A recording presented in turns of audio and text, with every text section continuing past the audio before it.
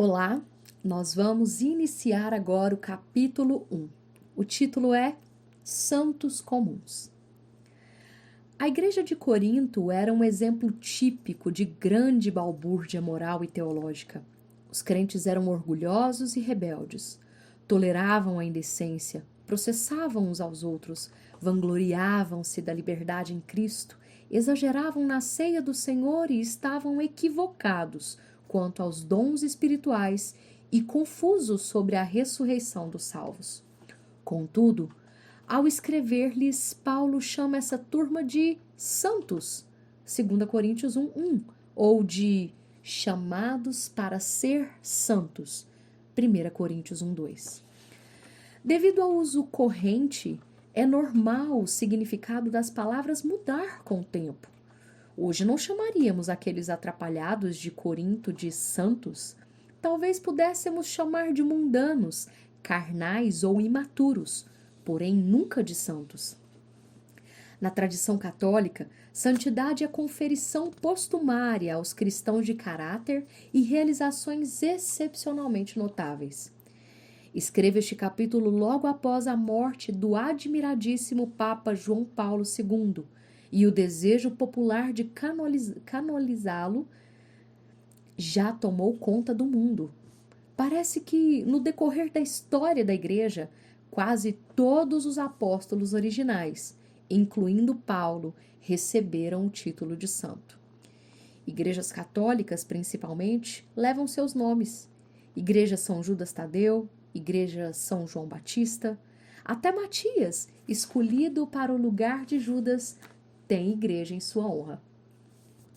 E é claro que acima de todas se destaca a Basílica de São Pedro, no Vaticano. Hoje, fora da Igreja Católica Romana e das tradições ortodoxas, o termo santo é raramente usado. Em geral, nos casos em que ainda é usado, descreve uma pessoa, quase sempre idosa, de caráter particularmente virtuoso.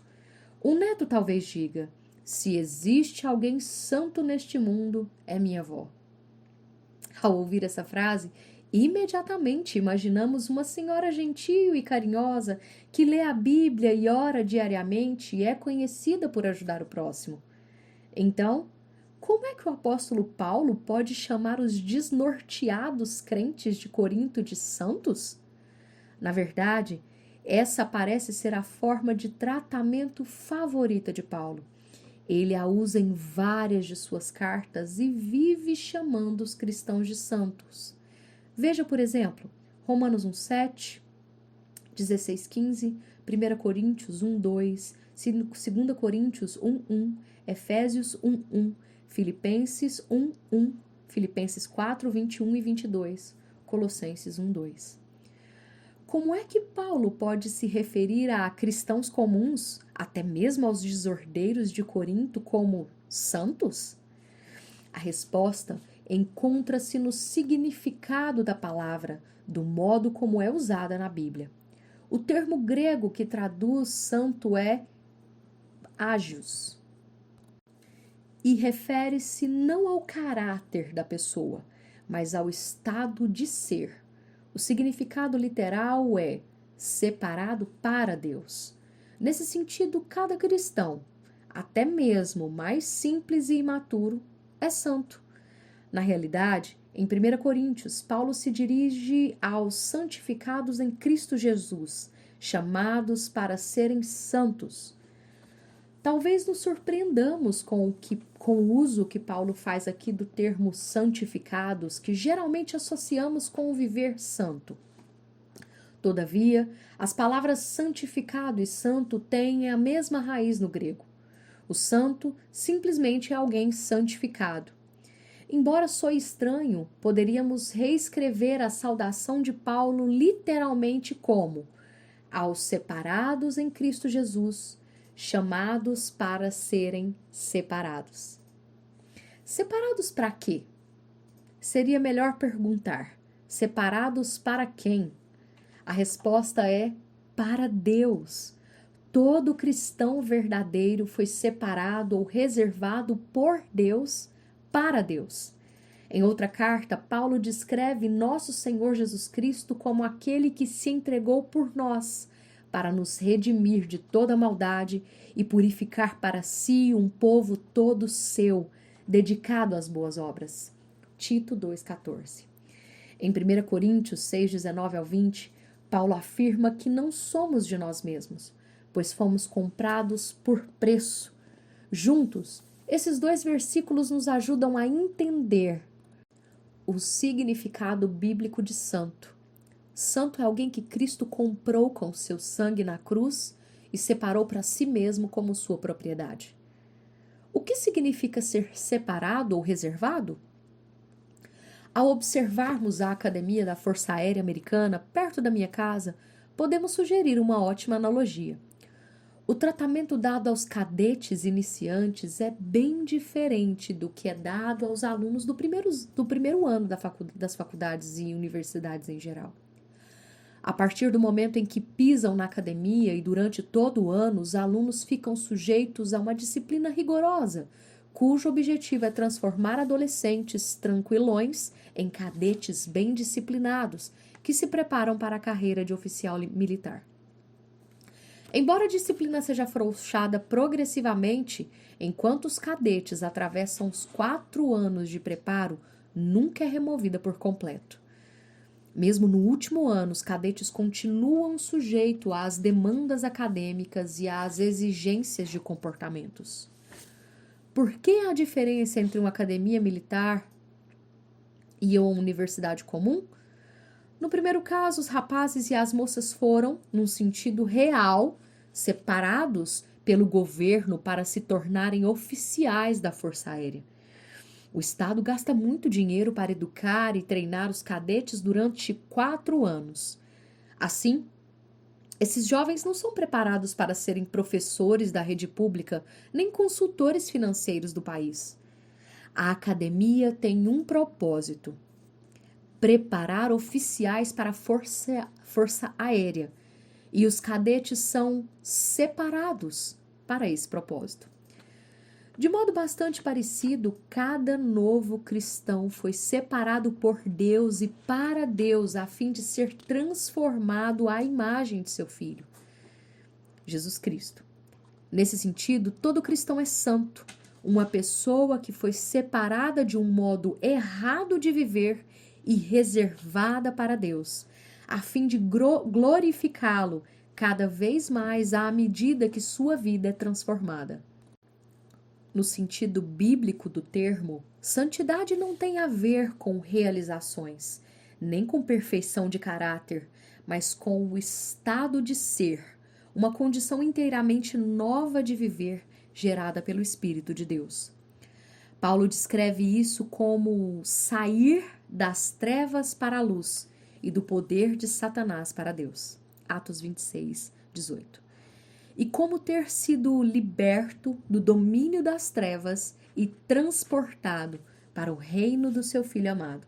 Colossenses 1,13. Nosso comportamento não nos torna santos. Somos feitos santos unicamente pela ação sobrenatural imediata do Espírito Santo, que realiza essa mudança profunda em nosso íntimo para que, de fato, nos tornemos novas criaturas em Cristo. 2 Coríntios 5,17. Essa mudança de estado é descrita profeticamente em Ezequiel 36, 26. Também vos darei um coração novo e porei um espírito novo dentro de vós. Tirarei de vós o coração de pedra, coração morto, indiferente, e vos darei um coração de carne, coração vivo, receptivo. Seria bom que a história terminasse aqui, porque os 2 últimos parágrafos talvez sugiram que santo é alguém que não peca mais. Quem dera, todo mundo sabe que não é bem assim. Pelo contrário, se formos bastante honestos, confessaremos que pecamos o tempo inteiro em pensamentos, palavras e ações. Até mesmo nossas melhores atitudes são manchadas por motivos impuros, misturados e por uma vivência imperfeita. E quem de nós se atreveria a dizer: amo o próximo como a mim mesmo? A igreja tumultuada de Corinto é a maior evidência de que nós, os santos, pecamos demais em nossas atitudes e ações. Por que isso é verdade? Qual o motivo da desconexão entre o que Deus aparentemente prometeu e o que experimentamos em nosso viver diário?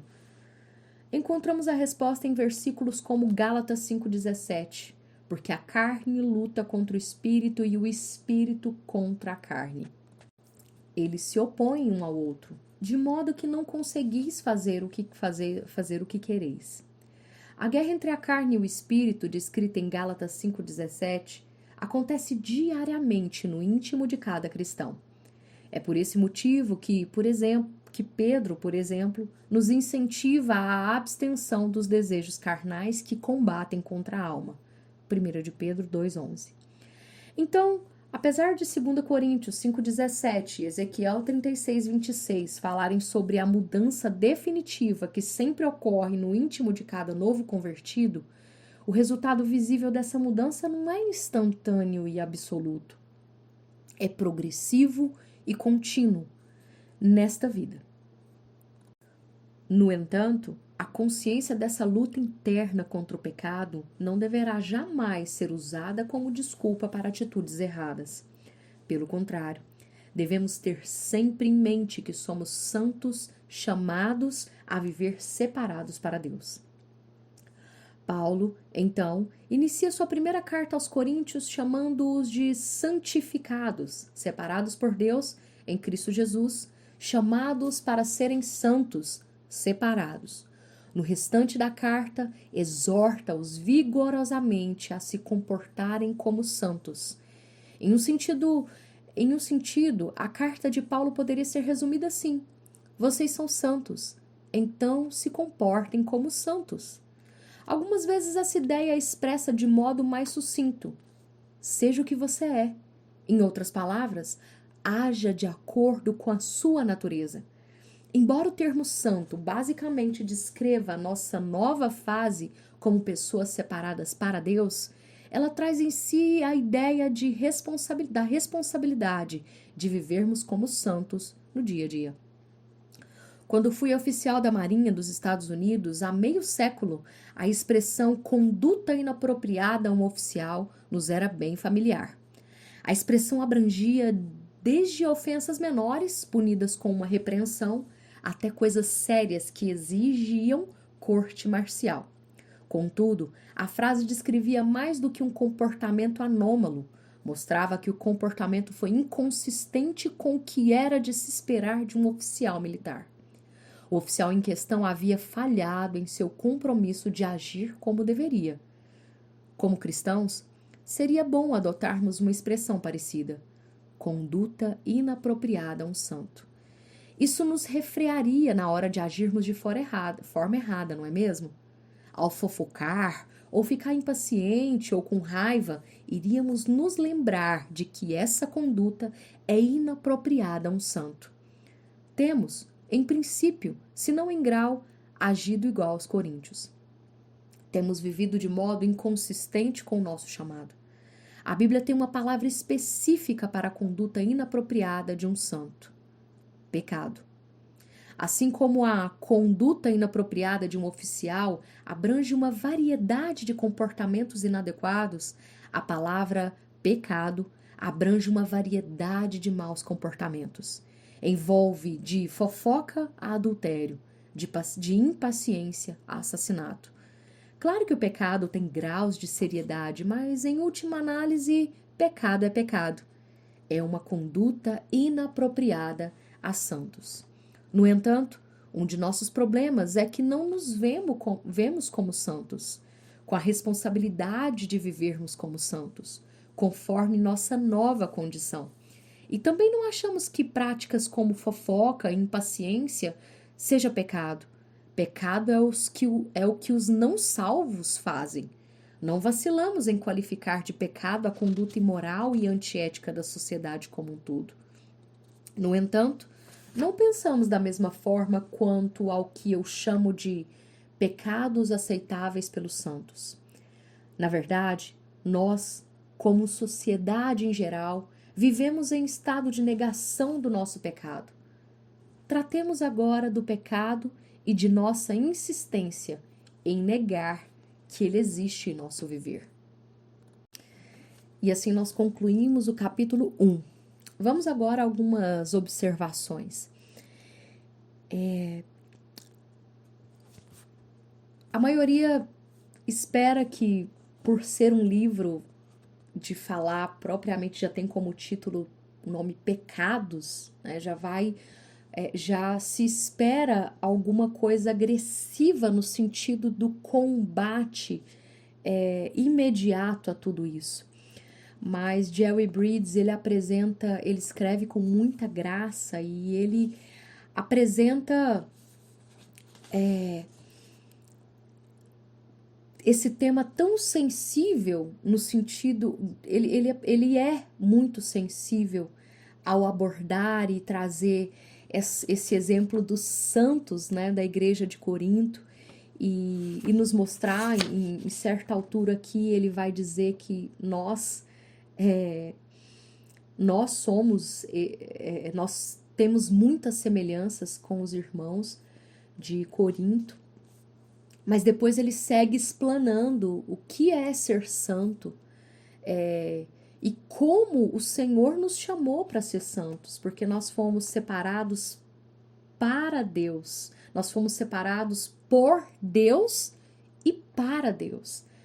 Então a primeira coisa que nós precisamos nos apropriar é voltar ao entendimento de que nós fomos separados por Deus para Deus, que nós fomos chamados para sermos santos. Nós fomos chamados para viver dessa forma. E isso exige uma resposta. Nós precisamos pedir ao Senhor que nos ajude a nos comportarmos como santos. E o problema de nós não nos enxergarmos muitas vezes como santos, conforme essa nova condição, isso nos faz viver aquém do que nós fomos chamados. Então nós precisamos pedir ao Senhor que nos ajude a entender todos os dias que nós somos separados por Ele e para Ele, e que nós devemos agir como santos, como separados. Que o Senhor nos ajude nessa caminhada. Eu vou ficando por aqui.